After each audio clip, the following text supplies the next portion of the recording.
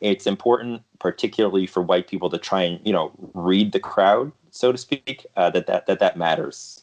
Right. Yeah, read the room, guys. Read the room. Like a good comedian. Outside.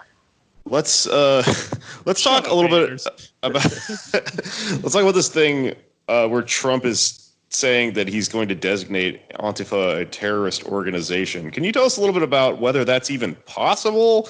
What that would mean? Well, I'm no legal scholar, but from what I've been reading and hearing, you can't really designate domestic groups as terrorists in that way. That's a designation for foreign groups.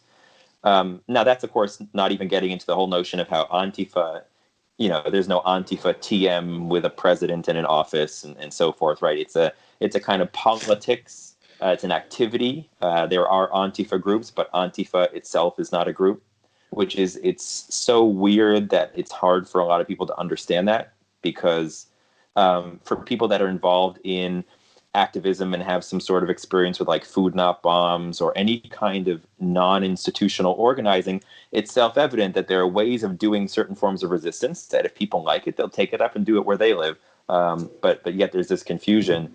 So I don't think it's actually something that could literally happen. I'm not even convinced it's something that he literally cares about happening, because I don't see him following through. He's made these claims over the last few years on several occasions. So has Ted Cruz and other Republicans. There's never any follow through. It's a way to throw, red meat to their base and distract from focusing on this really massive rebellion. And it's rhetorical. Now, that having been said, it's not as if there aren't threats that come along with that, because if you create this kind of climate where anyone who's a militant or an anti-fascist or is any kind of radical leftist who could be grouped into that category is some sort of terrorist, which is what the far right would like everyone to think, they call BLM terrorists and everyone, then, law enforcement hear that and judges hear that, and that could carry serious ramifications. But in a more kind of unofficial sense, that's my sense. I don't know. What do you all think? Well, I've actually been thinking about like the term terrorist itself, because I've heard some like word people, what's the name for linguists, word people, like talk about the history and like the etymology of the term terrorism, and there's like kind of a hidden history there that people don't know about, how it is like always been used by the state to crack down on subversive activity, and that their suggestion is that we should just stop using it altogether. Yeah. So one of my kind of professional fields of specialization is the history of terrorism. Oh, really? And, I didn't even know that. Okay. Yeah, that's fine. So, kill two birds with one stone. So perfect.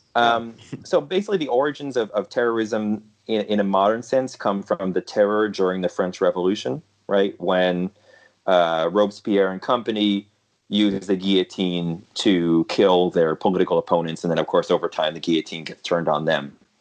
And so in that sense, originally, political terror was a top-down enterprise. It was something the state did to its enemies. And it really starts to change mid-19th century, particularly, you have the Russian nihilists and other revolutionaries that are trying to kill the Tsar. You have anarchists who are killing presidents and kings. You have, the use of these kinds of ideas in the Irish freedom struggles and so forth. And then the kind of bottom-up notion of terror begins, and many scholars have argued that you can kind of distinguish this modern form of quote-unquote terrorism from earlier assassinations of kings, because in this modern era, the idea is to target the system more than the individual, right? So by killing a king, you don't care about the person per se. You're trying to kill monarchy, for example.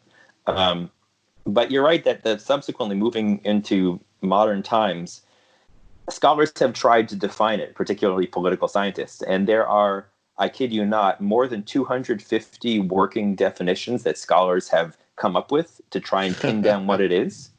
And to me, I agree with whoever it is you were referencing, that at a certain point, it's so difficult to actually draw firm lines around it. And it's so obvious how it's come to be used, particularly by states, to demonize non-state actors.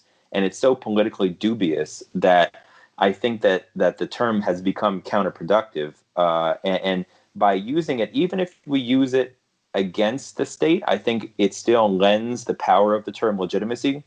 So, like back a couple of years ago, when there were those debates about whether white supremacists should be called terrorists, like I understand the impetus behind pushing back and saying actually the terrorist problem is at home. I'm still reluctant to use the term under any circumstance because it's more often used in awful ways than in good ways, and I think we can find other words to talk about this kind of stuff.